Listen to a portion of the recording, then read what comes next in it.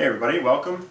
Today we're going to kind of go over starting sculptures, kind of what the tools that are required, and a few basic tips of what to do, what to expect, and what to avoid.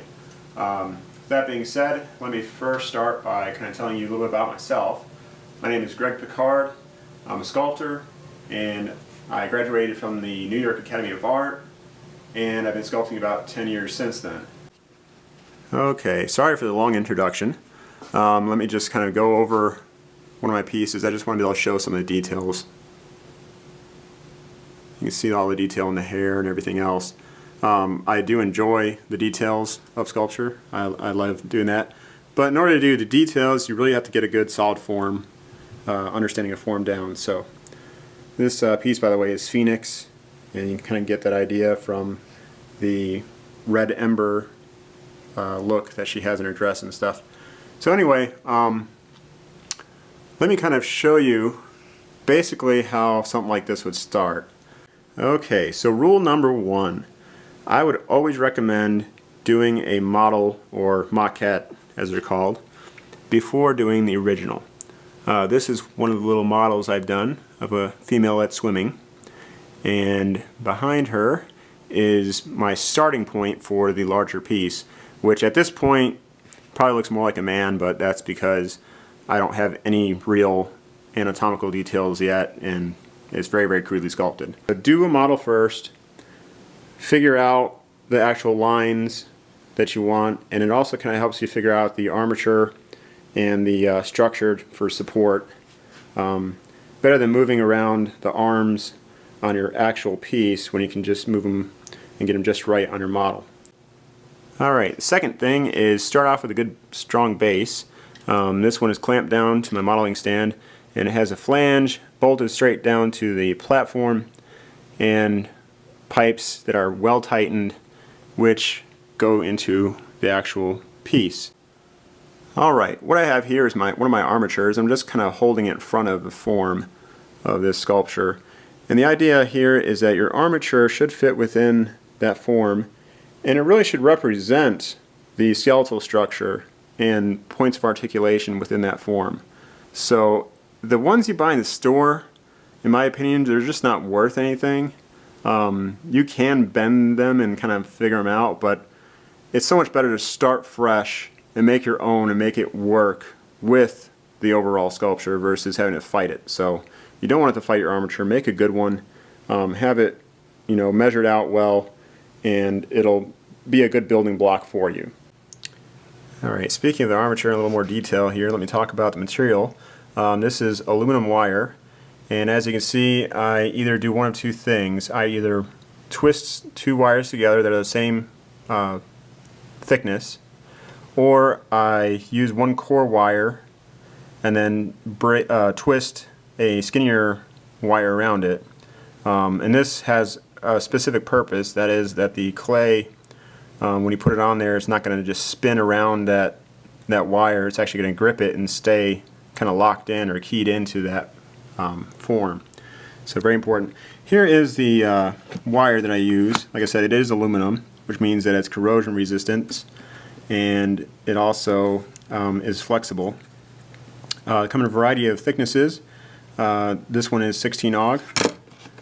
This one here is 11.5 AUG. With gauges of wire, the higher the number, the skinnier it is. So on something of this scale, I could have used the 11.5 and then twisted the 16 around it for wrapping wire, which is right here. But on something larger, you're going to want a thicker gauge, so you're going to want to go with a smaller number, like 9.5 or 6 or something along that line. Just a little side note, I have this little bin that has all my wires in it, and I also keep my tool right there inside with this. Alright, I'm going to start first with my measuring devices. Obviously I got a metal ruler here. It has both inches and centimeters. I generally stick to centimeters because it's a base 10 system, which makes it much easier when you have these crazy fractions versus having to deal with 3/8 of an inch, which is what exactly when you start dividing it out. So with that being said, let me show you my other measuring devices, which is a caliper and the smaller version, which is a divider, which I got two different ones here. Dividers differ from compasses. They're not made for making circles. They are actually made for taking measurements. Measure a certain size or feature, compare it to another one, or bring it back to your measuring device and take the measurement. This one I got at Fleet Farm. I want to say it's only like $8 or something. Next I have my loop tools. They're also sometimes called ribbon tools. I got one here. I just want to show you this. This is actually more of a pottery tool. When it comes to ribbon tools or loop tools, I would not buy them from a pottery store unless they actually have real sculpture tools. As you see, this one just has a flat ribbon and it's used for cutting, but it really doesn't help you out as a sculptor too much. I really wouldn't waste my time with that. Instead, I would get one of these, either the type that has the loop end with the wire around it, or actually the one I'd prefer slightly over that is a serrated loop tool. And with those little notches in it, which are kind of hard to see, it really does plane down the form and actually helps you negotiate those planes. And the general cost on something like this is at least $15. Be prepared to pay $20 for a decent one. And again, you probably have to go to an actual sculpture store to buy them, or online, versus a pottery or art supply store. So the last one I have here is essentially the same kind of idea, except that the serrated part is on the edge of the blade, and it is used more or less for digging out these harder to reach areas. I honestly don't use this that often. I usually find wood tools and other things will get in there just as well. Okay, here's my collection of wood tools. These particular ones are by Lowe Cornell. They are the cheaper end of the spectrum as far as wood tools, meaning they're not made out of a nicer wood such as walnut. Being that they're wood, you can easily reshape them to fit your needs.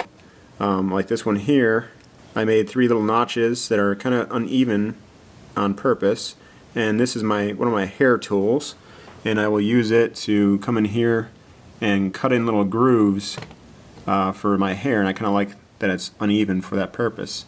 These you find more at a pottery store, whereas the nicer ones you're going to find at a sculpture supply store. So for these I'd go with the pottery versions. Different picks, dental picks, and I usually don't go too crazy with these. They are great for getting in small places. There's basically 2 different types that I generally use.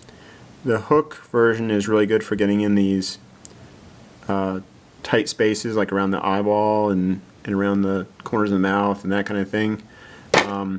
Whereas this other type, it has a little bit of a ball on the end and it's flat on one side. This is really good for making planes in a really tight space, like around these teeth, things like that. So I do recommend having like maybe 2 different picks.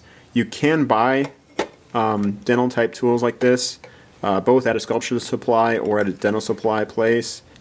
The sculpture supplies, they're going to charge you probably $15 plus per pick, or you can always ask your dentist and see if they are willing to give you some of their broken ones, which I think, yeah, these are broken on the other end, and that's where I got these from, is my dentist. I use a variety of brushes. I use my cheaper brushes, like this one I have rough, for stamping texture into something. I made my own tool. It's actually steel bristles, stainless steel, and it's kind of in a pipe with epoxy to kind of crimp it down. And this is actually used for making lines in hair and stuff like that. It's my own tool that I made, and it works quite well for that. In addition to that, I use some for smoothing out the form, just like a rake tool. In this case, I like this one here, which is the Catalyst by Princeton. And it's an expensive brush at about $27, but it just holds up so much better than all the other ones I've had. Again, you're going to be using solvents. I usually keep little pimento jars with a solvent in it. Either isopropyl alcohol, denatured alcohol, or odorless mineral spirits will work as a solvent. These other tools won't cost you a thing. They're rocks. Rocks are quite nice because you can get all kinds of textures out of them, and each one is unique. So next time you're on a nature walk, don't be afraid to look at some rocks and pick them up and use them for stamping different textures. And it doesn't hurt to be free.